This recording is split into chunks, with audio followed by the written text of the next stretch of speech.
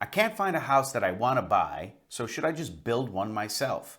This is what we're going to tackle. This particular topic comes up all the time, that if people felt like they could do this, this would actually solve a lot of their needs instead of compromising on what it is that they actually want. The difference is they have to know certain steps to be successful at this process. And that's what we're going to cover today, is the 5 beginning steps. This will be the beginning of a video series on building your own house, and we'll do interviews with actual builders and get into the nitty-gritty. But today we're going to do the 10,000 foot view.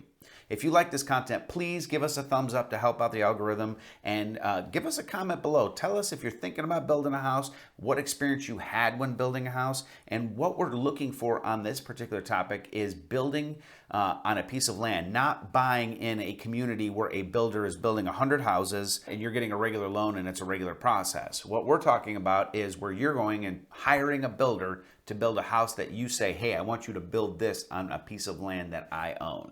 So let's get into the topic.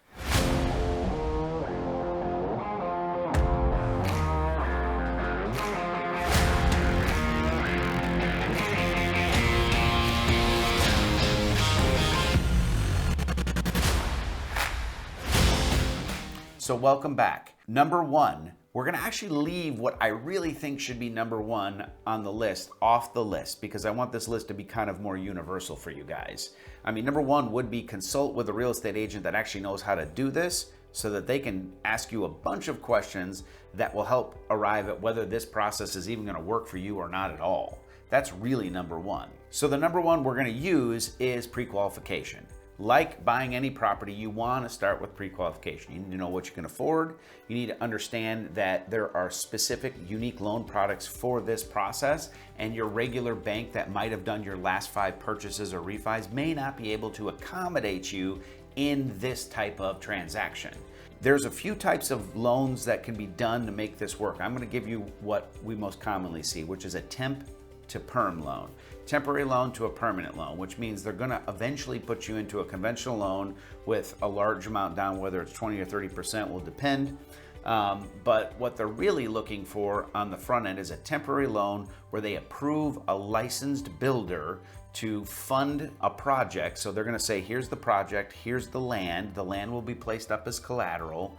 And then what they're going to do with that land is start the process by pulling permits, likely in the homeowner's name, to do the development. The bank will then release disbursements from that money at different phases of the project until the house is complete. When it's done, they will then convert it to a regular loan.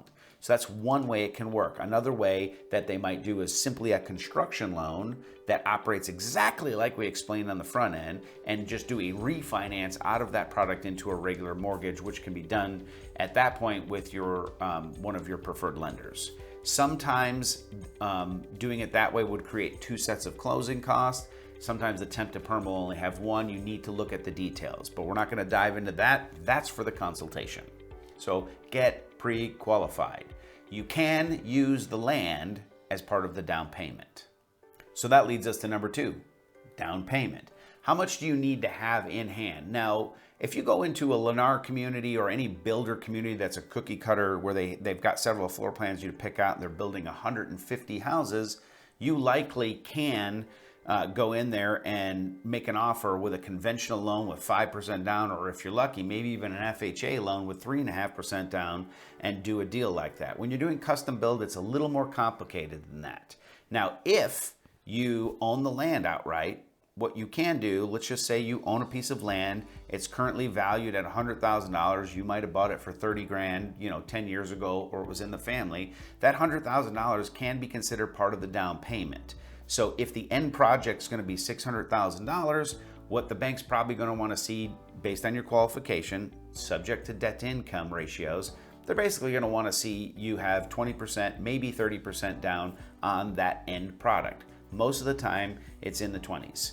So they don't typically like to finance 95% on a new construction unless it's already been built, which you can do if you have the money to pay cash to build the house, and then go and attempt to do a cash out refi you're not going to get to 95, but you can get higher, right? So avoiding those standard things, what you really want to do is one of two things. You either own a piece of land and pledge that, and then you make up the difference in cash if any is necessary.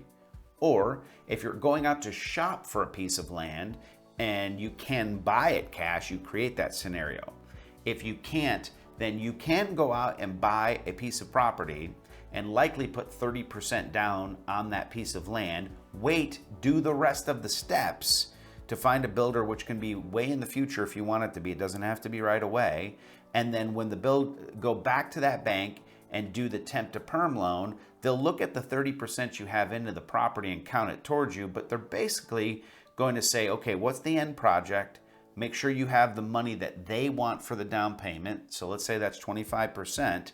They'll count the money you already have into the land as part of it. They'll pay off the existing loan in the land so they can get free and clear title, put the temp to perm or construction loan as the primary lien.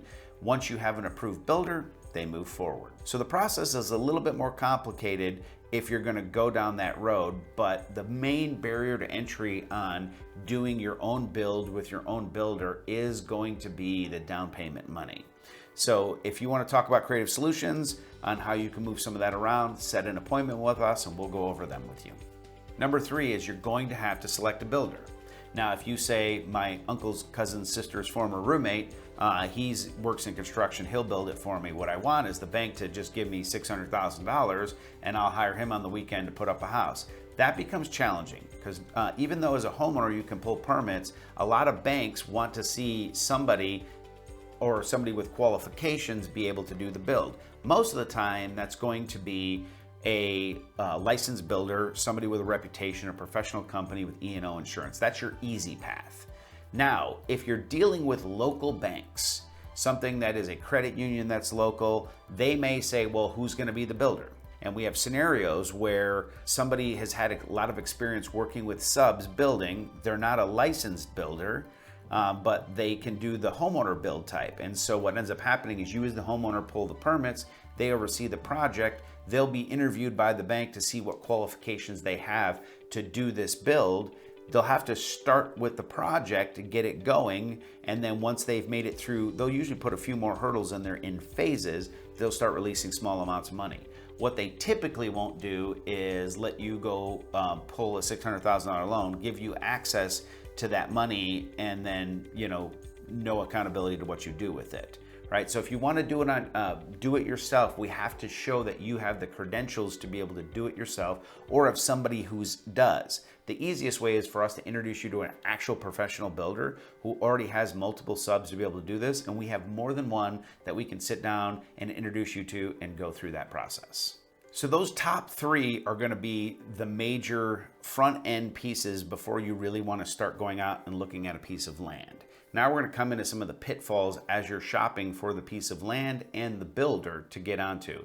So that'll bring us to number 4. And number 4 is be careful of what lot you buy. When you look at the numbers and you say, I want to build this house, we think the house will cost $600,000 to construct. And then you go out and look for the cheapest piece of land. Let's say you find one for $60,000 where everything else you were looking at was $130,000. That $60,000 worth of land still has to be cleared and graded and prepared to build. That part is not in those numbers. So we call it lot prep. If a piece of land needs a lot of preparation, you can buy a $60,000 piece of land and spend $150,000 prepping that piece of land. Now you're into it for $210,000, where if you had found a lot that was $100,000 and it only needed $30,000 worth of prep to build, that's $130,000. Arguably, the more expensive piece of land is actually cheaper. So that is one of the pitfalls in the process. It's one of the missing numbers between cost of land and cost of build. So you're going to want to be conscious of those. So now we're going to talk about being cautious of the builders. You may know somebody with a lot of construction experience, and we did allude to this, but we'll call this number 5.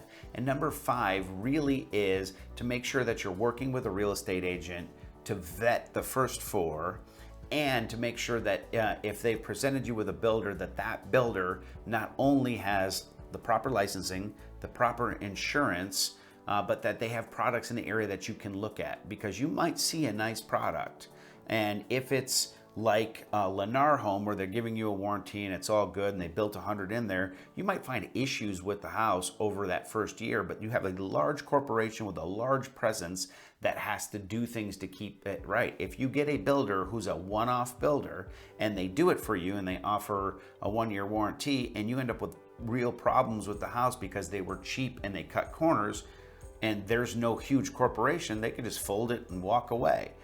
And these are things you want to avoid. So you really want to work with somebody who has a reputation and somebody that has some level of accountability and they have other products in the area where you can talk to the owners who own something that they've built or go look at something they're building in order to avoid that. And again, as I stated earlier, we have some builders that we've worked with for a long time.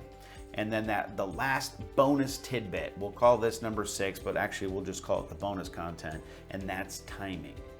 If you're thinking about doing this by buying property and building, timing is going to be everything. If you have a time frame and you think, well, I'm going to want to build a house, I really need to be in that house in 90 days, red flag, right? You don't want to do that and not already have a plan in place, because to build a house in 90 days, although not impossible, is not probable. Most of the builders take 6 months. Some of them take a year on these big cookie cutters to be able to get them done. So what you want to do is meet with us, go through a process to make sure we have all the other things out of the way. We know where the down payment money is. We know if we're buying a piece of land. We know who's going to do what kind of loan and what fees are going to be involved in that. And then when we get into it, we have a builder that you've interviewed, seen their stuff, vetted it, and we've talked time frames. And even if they tell you they can build likely in 4 to 5 months, I usually tell people add 20 to 30% to that, because there's rain delays, there's sub delays, there's all kinds of things that happen in the construction process that, as much as we want it to not happen, it does create delays in that type of the industry. So I want my people to prepare for it, because what I don't want you to do is be homeless in an interim between what you thought was going to be done in 4 months and it took 6 to 8 months to do. So with that, if you're thinking of building your own house and finding your own piece of land, give us a call. We know how to do this process, and we have builders to be able to help you. We have successfully completed several projects like this. There's a lot more steps and complexity in this process, but we're here to help you. Thanks so much. Don't forget to like and subscribe. Talk to you soon.